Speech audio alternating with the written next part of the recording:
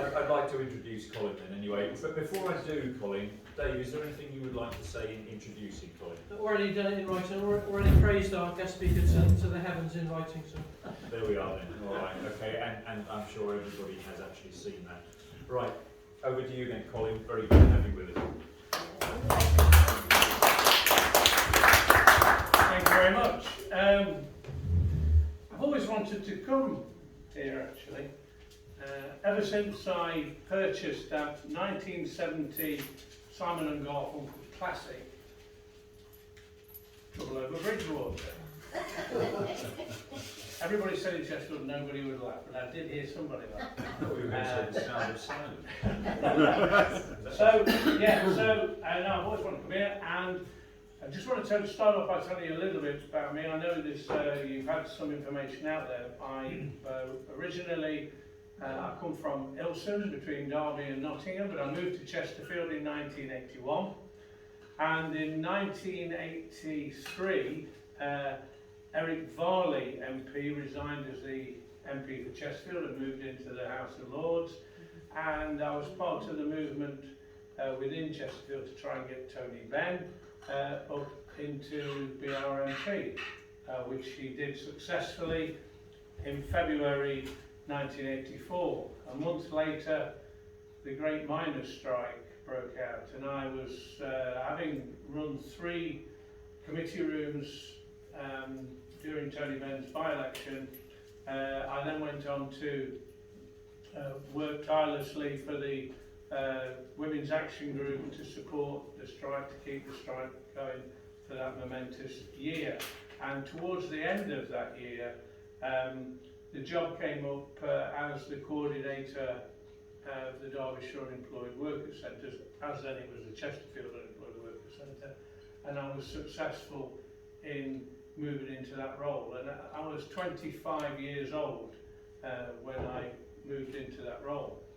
And I was thrust into an organisation that was fighting on the issue of unemployment and benefits, massive unemployment at that time, and quickly had to learn.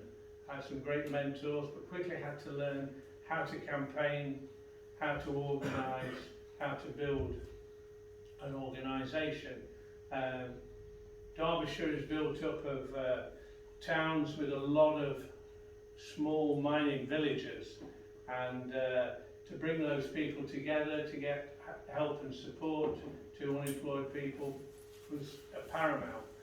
But it was not just about service delivery, it was about taking up the issues that people had and getting them out there in the community. And I quickly learned that it was very, very difficult to raise the issues of people who have very little power within the community. People on benefits, people out of work. Often you were always doing things that were just reacting to things that were happening in the news, and I suddenly learned that we had to start to drive the narrative ourselves, that we had to start to get our own stories into the media, and that's not very easy. And so the main issue I'm going to talk about tonight is about creative campaigning, because I think that it's really important, particularly in the age of social media, that we have a lot of opportunities now to seize the agenda, to get things out there in the community and not just talk to ourselves. It's true, and I go to talk to a lot of meetings, and where a lot of mature people are involved. So trying to be a very yeah, exactly. And not everybody wants to come to meetings and listen to matters arising, minutes of the previous meeting, and listen to reports. And but there are a lot of people out there, I think, who do support what we do, and do support the work of trades councils. They do support the work of the trade unions, but often we don't actually reach out to them to get involved in the work that we do. And I think campaigning and creative campaigning is a way that we can do that. I got involved very quickly in the local trades council in Chesterfield, and the trades council in Chesterfield is probably best known for its May Day celebration, which has been built up right from when it started out as a bank holiday, and it's quite good now with anything like this. When you've got a reputation, you don't have to work so hard to get actually people to come along, although there is obviously a lot of work involved. But if someone's going to try and start and build something from scratch, it's far more difficult. But everybody knows about our May Day, so we always get a big demonstration, and we can attract good speakers and put a lot of activities around, and it gives the Trades Council a lot of credit and merit within the local community and with the local authorities in the area. Back to the unemployed workers centres. Back in the 1980s, there were 250 unemployed workers centres across the country, 250. And Labour councils were only too keen to support them because they were a buffer against Thatcher at the time. But as the 1980s went through and we had the end of the GLC and the metropolitan counties, the number of unemployed workers centres dropped dramatically. And then as we moved towards the 1990s, when Labour got in 1997, they thought there's no need for unemployed centres anymore because there's a Labour government. And they dropped even further. But during that period, we realised that you couldn't just do campaigning around issues around Chesterfield. They're national issues that we're facing. I keep saying these days, I mean, I'm a GMB member and I'm also in Unite Community, but I keep saying to everybody that the pay terms and conditions of people out of work and people on benefits is the government, and so our campaigns have to be national. And so at the unemployed centres level, back in the 1980s, 1990s, we formed the National Unemployed Centres Combine, and we worked hard to try and raise issues nationally around unemployment and benefits. Back then it was far more difficult to get in the news, because if the papers and the TV weren't interested in what you were doing, you went there and that was the end of it. We're in such an advantageous position now in that even if media doesn't turn up, we can make the news after the event with our own filming, with our own social media, and things can become news even after they've taken place. But back in those days, we staged numerous really interesting and exciting campaigns, but we were often, if somebody got murdered in Rotherham or something, you were off the news, nobody came along to see what you were doing. We had some fantastic campaigns. One, for instance, I remember was after a meeting we went to the pub, as you normally, best ideas come after a few beers, and we were being asked to do a national campaign on European unemployment. And we were saying, God, who's interested in European issues? We're trying to raise the issue of unemployment in the UK, never mind unemployment across Europe. And somebody said, well, every time I think about Europe, I think about wine lakes and butter mountains. And somebody said, well, why don't we create an unemployed mountain outside the European Commission? And I said, well, that's a good idea. And so, on the day, we went down and we built a scaffolded mountain outside the European Commission. We wheeled it into place and had people creating a human mountain outside there. But the TV never came. And the problem is a lot of the times when you told the TV, is often you got stopped from doing whatever you were doing. So you had to be really careful. Another example is, I think it was somewhere around the late 1980s, a guy called Greg Archdale at the Tory Party conference said, I don't know what all these people up north are moaning about in terms of unemployment. He says, there's lots of jobs down here in Bournemouth. I'm a window cleaner. Come down here, I'll give them a job.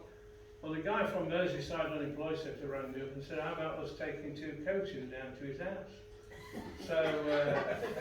So we got 2 coach loads of people, one from Merseyside and one from North Derbyshire, South Yorkshire. And it was, funnily enough, it was on the night of the hurricane, the microfiche hurricane, and they drove through the night, and all the lights went out over London. I was panicking because there were no mobile phones then, and everybody who went had to be out of work because we didn't want anybody saying that it was all professional agitators. And they all went down there with ladders, mops and screws to go to his house. But we had to tell the media that we were doing it because that was the whole point. When they got to Bournemouth, the whole of his road was blocked off with police at the top and the bottom, and they never got anywhere near his house. The whole thing was stopped. The Sun ran an article which just said, "Here's a job mob." It arrives on Greg's doorstep, but that was about all we got. We got no TV footage or anything. So often when you tell the media, unfortunately, you're telling the police you're promised. They went round the local housing and said, how much does it cost to get a house around here? And it was a great campaign, but nothing came of it. But it didn't put us off. We still tried and tried and tried to raise these issues. So when we got to the stage when we came to the formation of Unite Community, we were like, oh, praise be, because we've been waiting all this while for the Unemployed Workers Centres to be able to get real solidarity with the trade union movement. That had always been our principle, that unemployment is a trade union issue, that benefits are a trade union issue, and that trade unions cannot win any major campaigns these days without the support of the community. So it's areas of mutual concern and mutual interest. We must join together. So when Unite decided to start with Unite Community, we thought, why didn't this happen in the 1980s? What we could have done at that time if that opportunity had existed. But you can't reinvent the past. So we launched ourselves straight into campaigning activities. All the while I'd ever been involved in campaigns, people who were supportive of us in the NUJ used to say to us, why is it that you think that just going on a march is going to make the news? Why is it you think that handing out leaflets and that is interesting to the news media? You know, you've got to do something which is news. You've got to do something which actually captures their interest. And so I've been interested in the whole issue around communications from a very early age. And so I was keen to make sure that the work that we did was going to actually be newsworthy and also allows us to frame the discussion rather than it being put upon us. Because often with unemployment, it was always the media's view about unemployment rather than the one that we wanted to project. And this allowed us to project it. And of course with social media, made it all the better that we could do far more with the work that we did. So the first activity that I can remember that we did on with Unite Community was on the bedroom tax. We had a tent town in the middle of Chesterfield. There was a big green area in the middle of the town, and we just asked the council if we could start a tent town. So we had a tent town with food bank on and advice sessions and so on. And we got the news came down, all the local TV came down and interviewed people around it. It was it was a great success.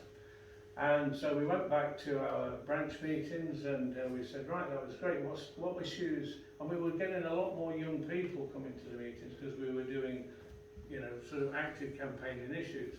And one guy said at the meeting, he said, we were talking about the big issue of people being turned down for ESA, or the new employment support allowance, being turned down for the benefit and told that they were fit for work. Often people who were really, really ill. And we'd had a number of cases in our locality where people had died as a result of the pressure that had been put on them by the assessments that they were having to take place, by the fact that they were being put through tribunals not just once but twice. And these were people who'd worked all their life, had heart conditions, and were being told on the one hand by their employer they weren't fit for work, and then when they went to claim benefits they were told they were fit for work. And somebody said, well, there's that United Nations rapporteur's been over talking about human rights abuses. And one of the guys in the meeting said, well, why don't we have a raid on the medical examination centre by the United Nations? And so I said, oh, that's a good idea. So I went on the internet, bought some UN hats. We've got a guy with a Range Rover to put UN on the side of his vehicle. And I'll just show you a little clip of, just to give you an idea of what we did on that day.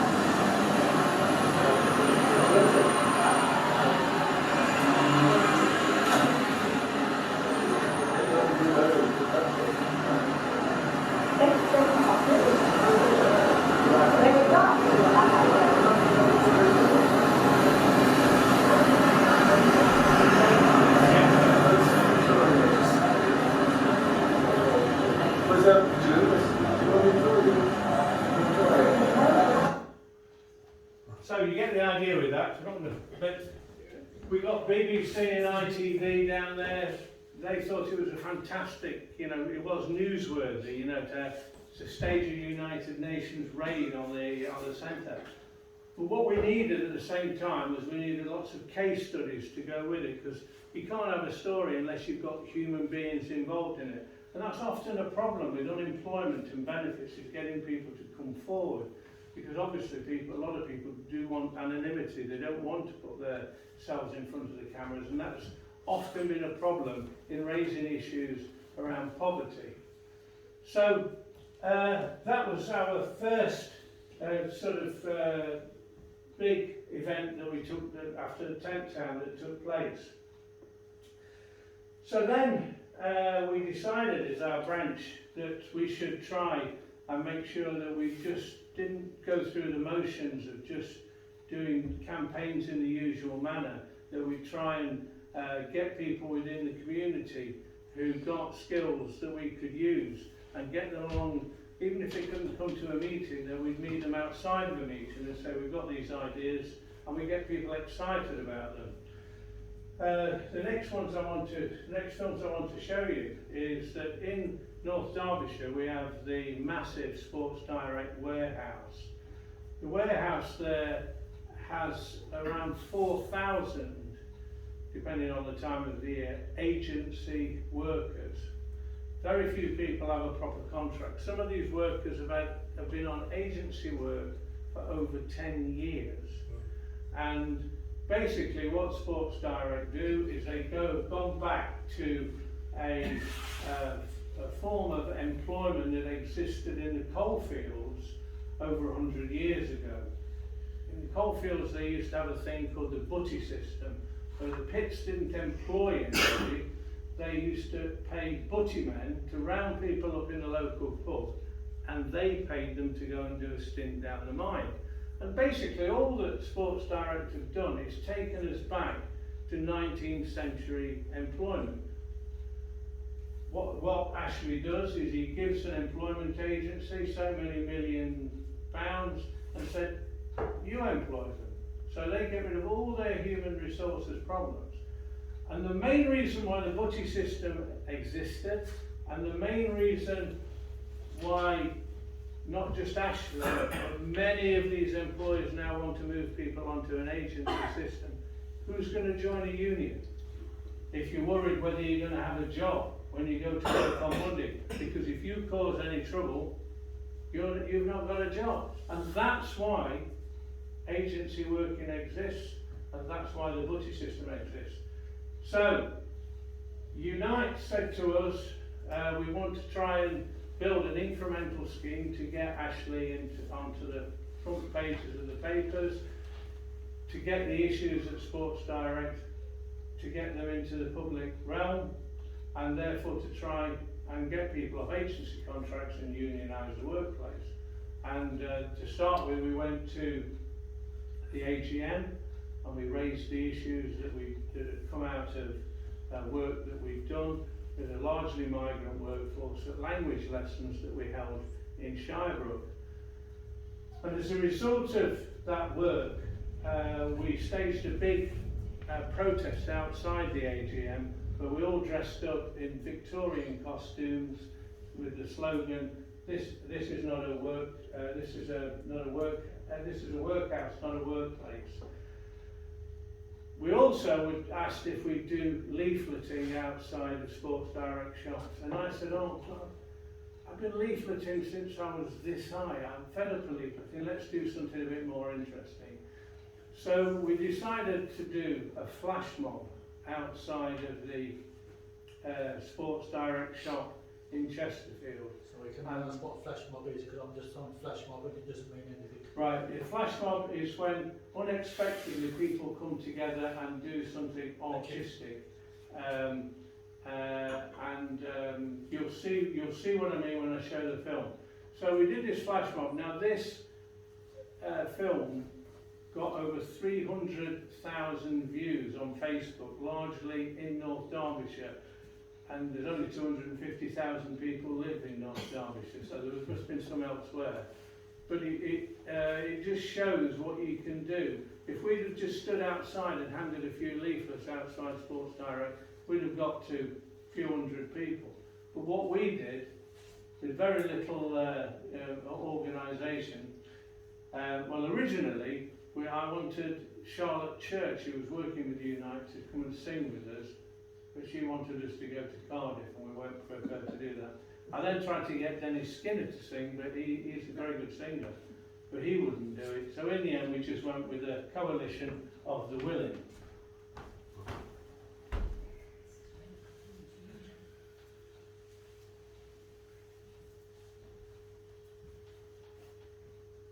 I might switch this down before I switch it down. Little bit.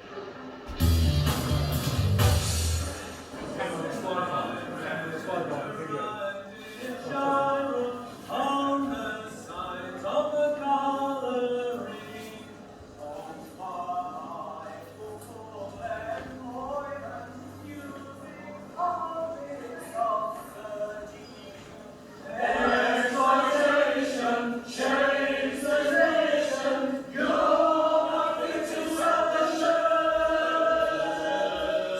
You're not fit to sell the shirt.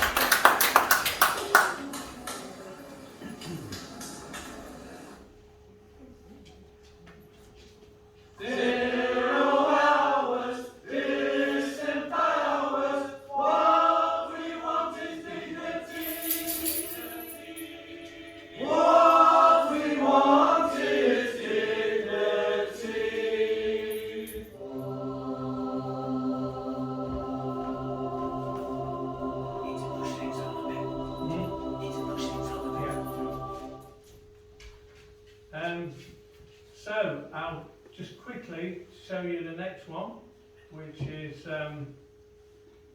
again on Sports Direct. Radio, BBC Sheffield said that if I could come up with something better than this one, they would buy me a drink for every day of the year. This was about the fact that agency workers for Sports Direct were having to pay bogus insurances out of their wages. If they hadn't got an address and couldn't get a bank account, they were having to have a charge card which they had their wages paid to, so they were having to pay to receive their own wages. And then every time they spent any money, they got a text which they were charged for to tell them that they'd spent money. And this is true. And so we decided, the young members of Unite asked us if we could do a direct action, and somebody said, well, this sounds like daylight robbery, so we then had the idea that we'd have Dick Turpin riding into Chesterfield robbing the workers. Here we go.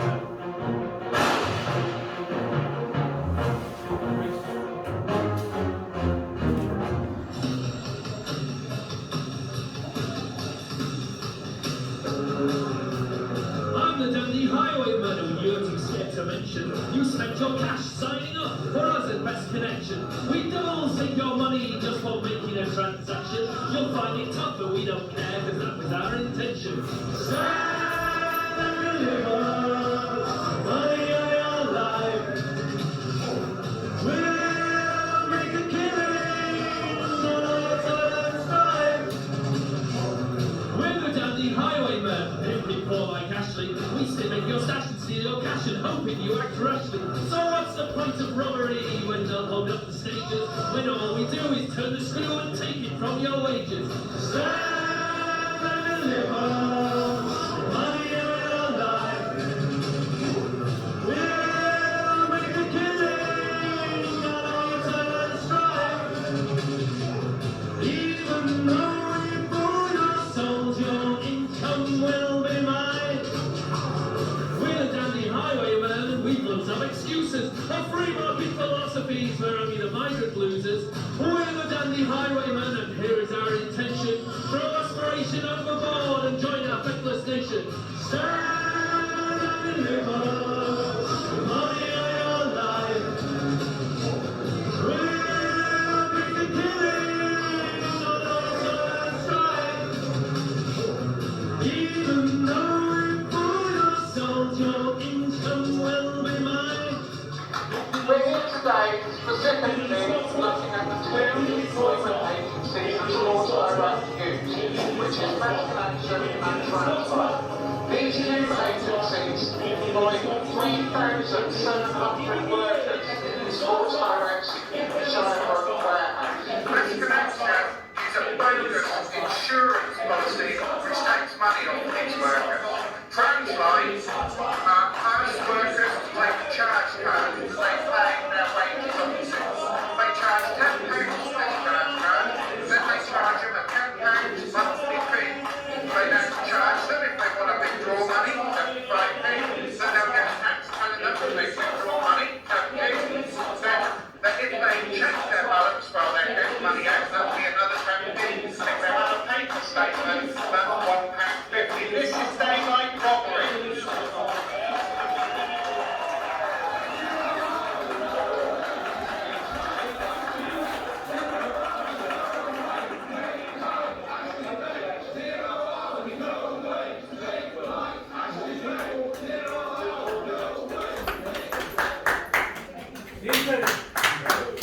Now the interesting thing about that is we just had a meeting, like we were sitting in a Labour club in Chesterfield, and we just came up with the idea of we're going to do Dick Turpin, and somebody said, well, how are you going to get a horse to ride through Chesterfield? And I said, well, you have the idea and then you've got to think how you're going to make it work. And so I asked all the people I knew, which are not many, who've got horses, and they said there's only two types of horses you can get to do this.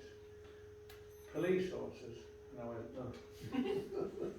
And then huntsman's horses. And I went, oh.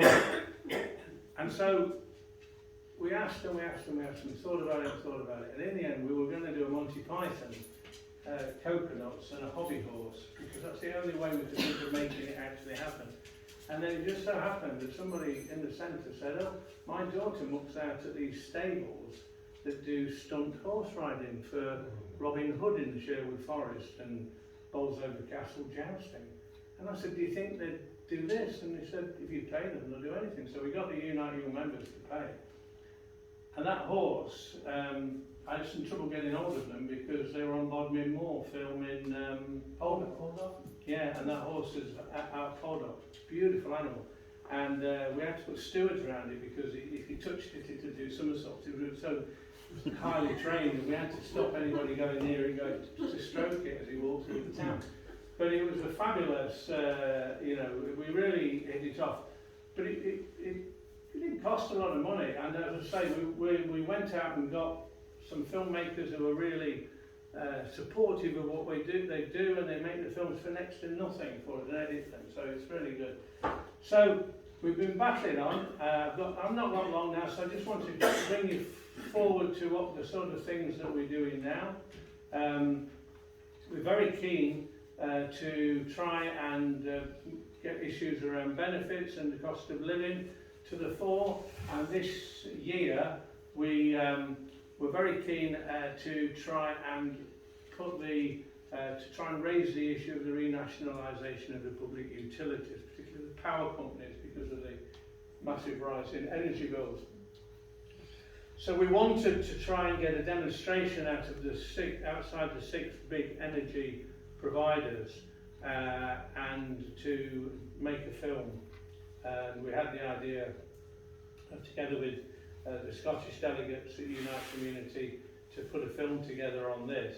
Unfortunately, because we've got problems in Unite Community at the moment without having a national lead and the ability to be able to campaign nationally, it was only done in the East Midlands in Scotland. But we put together, I think, a nice film. Unfortunately, this didn't get the viewings that we would have liked to, because we thought we did really well. So here we go.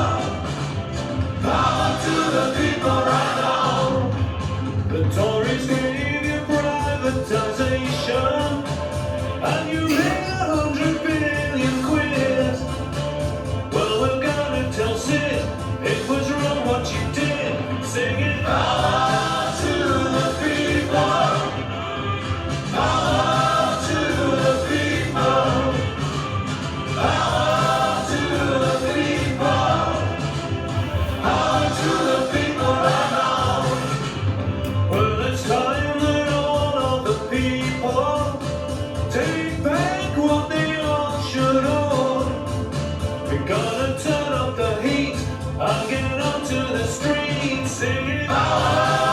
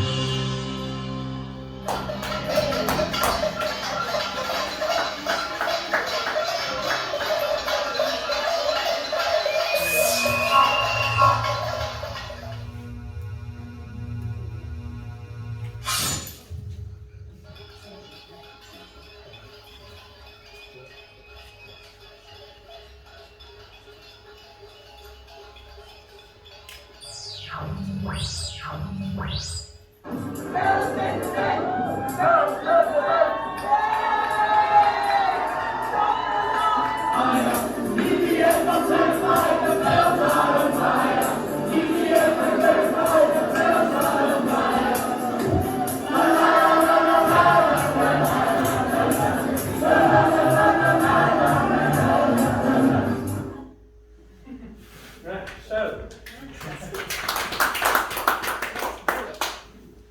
basically, my message to everybody is that there are loads of people out in the community who will help us to get our message out, and also it'll bring, we need to bring in on the next generation of people who are going to take up these campaigns, and we've got to do something that's interesting, and we've got to do something that's creative in order to involve people. And so, not just the Trades Council, but for every union branch, I think that we can get very easily, we can just get into just doing the way that we've always done things. And the way that we've always done things, I mean, fair enough, there are some things you've always got to do. You've always got to be on a picket line. You've always got to do some demonstrations. But too often it's just easy to say, well, let's get a coach and go to London. And then everybody comes back and says, well, nobody covered it. Nobody never even got it on the news. Just think to yourself, how can we get on the news? How can we get our issues out there? And then get together, get local people involved, and we're going to make mistakes. There's no doubt about that. I've made some massive mistakes. In fact, one last thing, my biggest ever regret, because I was virtually going to tell this story today before I came. My biggest regret was about 10 years ago, just over 10 years ago, an old miner came into the office in Chesterfield, and he said, we can't let this film about Thatcher go without some form of demonstration, this Iron Lady. And I said, well, what do you think? And he said, well, can't we get into the premiere in London and do something? And I said, well, how am I going to get in the premiere? He said, oh, can't we get in touch with Ken Loach and get some tickets and we can go and disrupt the premiere? And I said, I don't know. I said, I don't think that's going to work. And then he said, well, what about, he said, if when Meryl Streep gets out of the limo in the West End, we have Anne Scargill and all the women from the strike uncurl a big banner saying the real Iron Ladies, the women from the strike. And I said, what a fantastic idea. I said, we can do that. So I ordered this great big banner. And so I rang up women from the strike, and to be fair, a lot of them are getting on. A lot of them didn't want to stop overnight, and I was struggling to get it organised, but I could get enough women together from Derbyshire to make it work. And then my mum was taken ill, and she was rushed into hospital, and I had to just abandon everything and go and look after my mum. And the premiere of the film was in Leicester Square on January the 3rd, and so by the time I spent Christmas in hospital with my mum, and by the time I got out, it just wasn't going to happen. And on the day, Meryl Streep got out the car, and it was on the front of every paper and on the first item on every piece of news. And I thought, if we'd have done that, it would have been the greatest photo bombing of all time. However, when I got back into the centre, this great big banner was in my office. And I thought, what are we going to do with that? And so I said, well, we might as well just go and have a protest outside the Chesterfield open premiere. And so we contacted the local news media, and we went down and did a protest. And I was absolutely amazed. We've got BBC, ITV, Radio 5. Nobody could understand how these people were staging the demonstration outside the cinema in Chesterfield. And we got the women who unfurled the banner, and there's some women of the working class. We were on Australian TV, radio, and all Scandinavian. We were on all over the place. And that was just doing it in Chesterfield. And so my biggest regret is, and then obviously you've got to look after your mum, but my biggest regret is if we could have done that in Leicester Square, that would have been the all-time greatest photo bombing, and it would have been the greatest piece of creative campaigning. However, there's lots more of this stuff, and I can send you, if you want to watch any more of our stuff, either look on YouTube or I can send stuff out with Dave. We've done lots of stuff. We're always looking for good ideas. If you've got a good idea, ring me. We can work on it. We'll make it happen. And don't be afraid to get out there and do it. And I hope that this inspires you, because we really need to rejuvenate ourselves. And I think it's a great way of doing it by doing creative, active campaigning. Thank you.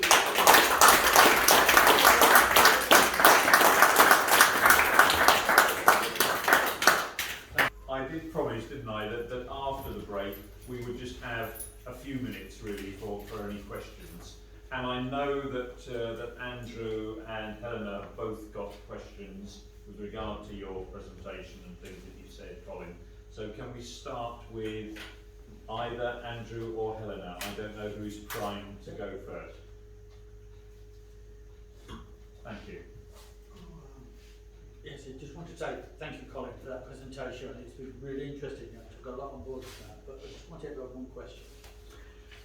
You know, talking about human rights and the value, you know, obviously publicising that information.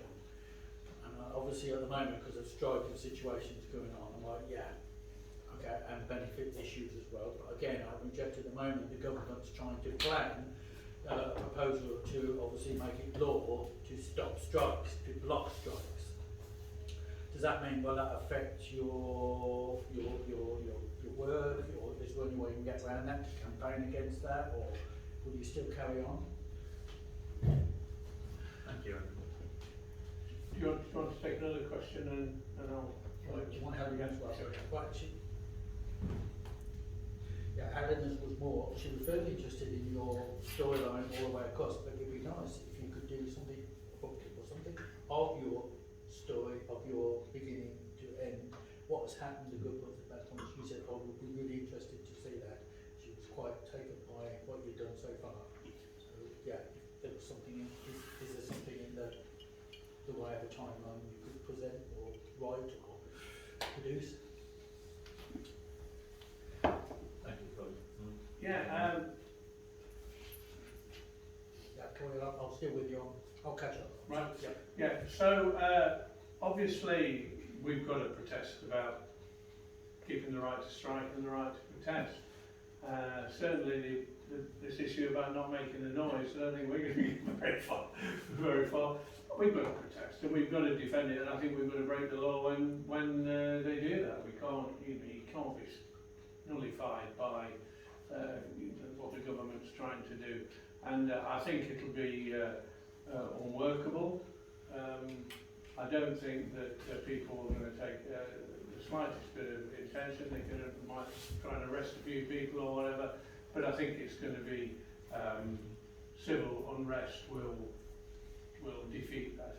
I think it's completely unreasonable what they're trying to do, and I think that we've got to meet that unreason with more protest. On the point of trying to making a timeline of how we develop, that's a good idea, and hopefully we can get round to doing it. It's always a problem, isn't it, when you're active and doing things, to sit back and then try and do a timeline and try and put things in order, because we're always thinking about the next campaign, about the next thing that we can do in order to enthuse people and grow our branch and grow our movement in North Derbyshire.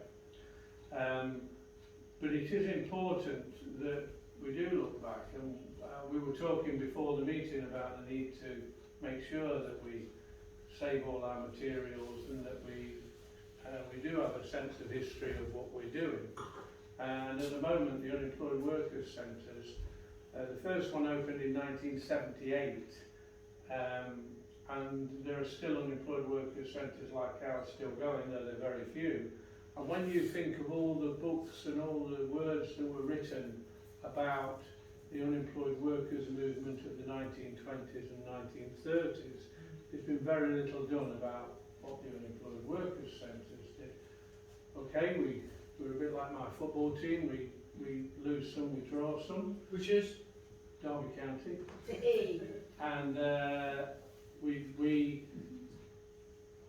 didn't win many campaigns as such. It's very difficult to win campaigns on issues around benefits and the unemployed, but we stopped a lot of things getting worse. But it's important that work that was done, and also the service work that was done in helping and supporting people through unemployment and all the issues around benefits needs recording. And at the TUC in September of this year, we will have an exhibition of the work of the Unemployed Workers Centres from 1978 to the present day. So watch this space for that activity. Thank you very much, Colin. I'm aware that other people are not putting their hands up at the moment. Oh right, got a couple of hands over there, and I know that Dave prompted me as well. So Dave, if you go first, then we've got a couple of people over this side as well. Thank you. Yeah, Colin, you mentioned that some or most of the demonstrations that you talked about were Unite Community linked, and Unite Community supports this trade council. But could you say a little bit about Chesterfield Trades Council? Because I think comparisons, I don't think we do enough interaction between trades councils, which is one reason I wanted to get you down, not just because you're a Unite Community campaigner, but Chesterfield Trades Council. So I don't know the population of Chesterfield or Chesterfield District. I think, Brian Smedley might correct me, I think that maybe our kind of catchment area is maybe 65,000 maybe, but that's all the towns and villages, Burnham-on-Sea and that, as well as Bridgwater. So it's not kind of like how do you think we're doing, but how difficult does Chesterfield Trades Council find it to actually get shop stewards along and branch officers? Because you've probably seen in the paperwork, we have a huge number, a very, very large number of union affiliations, which is brilliant, which means we're in contact with them, which means that every one of those union branches has made a decision to link up with us, but 90% of them we never see, although I'm in touch with them by email. Has Chesterfield managed to crack that? And how can we actually, is there anything Chesterfield has done to get shop stewards and branch officers along in greater numbers? Because most people here are lifelong trade unionists, but they're not workplace reps or branch officers. And that's not taking away anything from anybody here, and I include myself as a retired guy. So how is Chesterfield doing with that, or is it a problem everywhere? Well, when I first started with the Trades Council, we used to have, and obviously there were a lot more branches then, we used to have 60 plus people per month at a meeting. And to be honest, they weren't the most interesting meetings most of the time, but we used to get a lot of people there. We ended up through the early 2000s that our Trades Council dropped down to less than 10 people attending meetings, and some of those were retired. The president, he felt that a person should be at work as the president.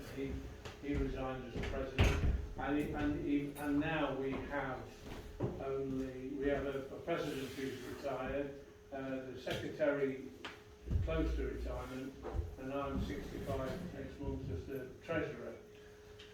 But the president and the secretary have done a fabulous job through the period where we have had so many strikes in building the number of workplace representatives who come to Trades Council meetings because of the need for mutual solidarity at this time of strikes.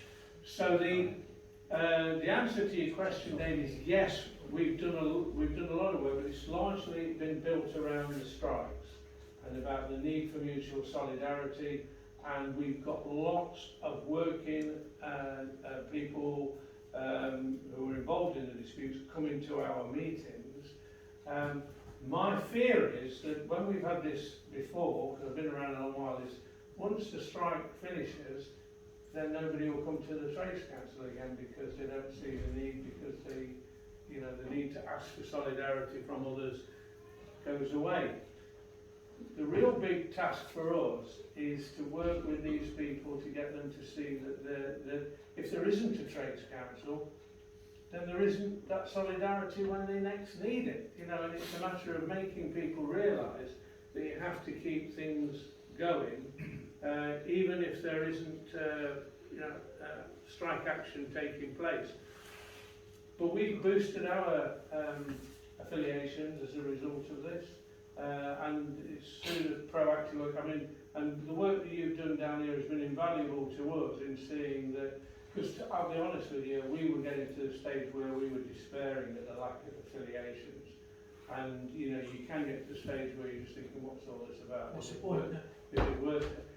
But we are building again, and I understand you have problems in doing hybrid meetings because you obviously need to make the meetings inclusive. It's strange really, because I think in some ways, you know, Zoom has made meetings a lot more inclusive to those with caring responsibilities, to people who don't necessarily want to wander through Chesterfield back streets at night to the Labour Club, that it's made the meetings accessible, particularly in winter, to people who perhaps otherwise wouldn't attend a Trades Council meeting.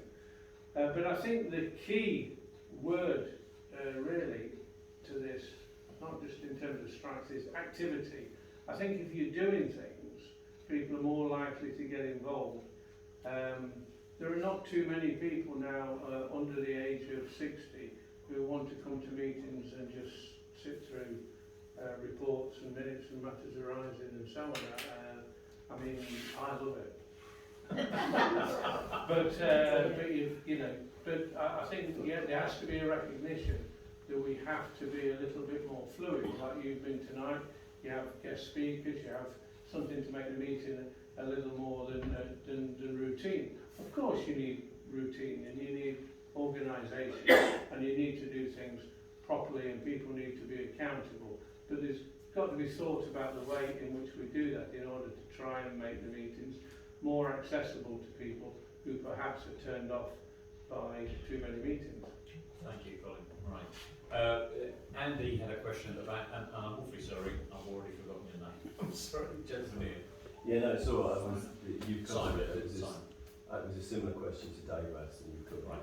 So in that case, Andy, I'll come to you, Kate, as well, as long as it's very quick, and then we'll finish at that point for questions, because we do need to move on. Okay? So, Andy. Hi there. There are 5.8 million people claiming universal credit currently. 41% of those are people in work.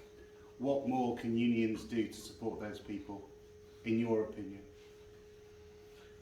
Well, I think first of all there has to be an acknowledgement in the trade unions that social security is a trade union issue, because often you go to trade union branches and trade unions think about workplace pay terms and conditions, and they give scant regard to what happens to anybody who should come into play with the social security system and universal credit.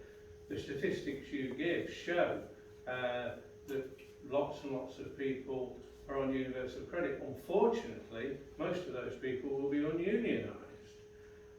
The question then arises is, what does the trade union movement do? Does it look after people who pay their subs and are members, or does it try and do work outside of that in order to attract people into the trade union movement? And that's very, very difficult, as I've shown by the Sports Direct example. We got Mike Ashley on the front page of the papers, but the union never followed through and actually ever broke through in getting the changes that needed to take place in terms of agency working. And so there is actually probably less people in the union now at Sports Direct than when we fought this fabulous campaign that won awards. And you know, so it's a real big problem of how do you attract people into the union movement who, when the nature of work is such that it makes organisation so difficult. We had a speaker from the IWGB at one of our, it wasn't a Trades Council meeting, but it was a Trades Council sponsored meeting, because there was a strike of delivery drivers in Chesterfield, which was very, very interesting, because you would think delivery drivers, of which there are loads these days, Deliveroo, Uber Eats and all this, they cut their money by 25%, just like that. On the basis that they think, well, what can they do about it? They can't organise, they don't have a place to work. and yet these pop-up trade unions are trying to organise these workers, and it's incredibly difficult. But I think that we need to support it, and your answer really is there isn't an easy answer. It's one that needs to be considered. You know, that we need to keep pushing back to the unions, and we need to put it there. It's difficult at the moment when the unions fighting. Most of the unions are fighting strikes right across the country to say, actually, you should be thinking about people who are not in the trade union movement. You know, I mean, it's not easy when you're in this circumstance. But for the future of the trade union movement, we have to look at the nature of work and how we can organise people in the new terms that people find themselves in. Thank you, Colin. So the last question from Kate, and then we'll move on. Kate. How difficult was it for you to convince either the people in your United Community branch or your trades council to get and do this creative campaign? Because I mean, I think it's the way forward. And you know, another leafleting session is a bit to a press person is a bit like another check presentation. It is boring. So how did you go about convincing your colleagues? I mean, people didn't need that much convincing, but it does need leadership. And it does need somebody to say, this is, we need to do this, and we need to get people together, and we need to get people from ideas. I mean, you've got 10,000 quid in the bank. Money's always useful. You always need money to do anything, really. And if you've got the resources, but I think really it is just about, looking and seeing if there's enthusiasm in the room, and then building on that. And it becomes a dynamic, really. Once you start getting people involved, then it spreads. And when people have done something, I mean, you saw the first one we did with the UN. People really loved it, and there's a couple more on there where we did spoofs of films I'd Annie of Blake, and we did a spoof of the Full Monty. But you didn't see that, but I've seen at least one of those before. Yeah, so once you start doing things, it gets people's creative juices flowing. But I think it's just, once you've got enough people to get that sort of, to get those creative people first of all in the room. And I mean, I'm not the most creative people. I'm not the most creative person, but I'm just enthusiastic. Thank you very much, Colin. So the gauntlet is thrown down to everyone there. There's a challenge for you. Start thinking. Thank you very much indeed, Colin. Absolutely wonderful.